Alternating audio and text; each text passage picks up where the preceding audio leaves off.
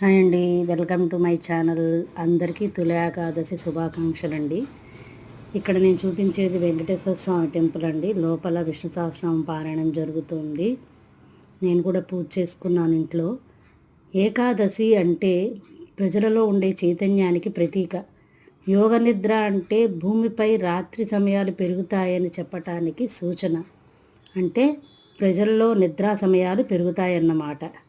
ఏకాదశి అంటే 11 అంటే 5 జ్ఞానేంద్రియాలు, 5 కర్మేంద్రియాలు, మనసు కలిపి మొత్తం 11.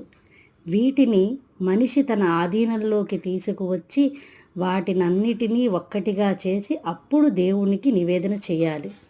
దీనివల్ల మనిషికి సహజంగా అలవడే బద్ధకం దూరం అవుతుందని, రోగాలు దరిచేరకుండా ఉంటాయని, ఇంద్రియ నిగ్రహం పెరుగుతుందని ఒక నమ్మకం.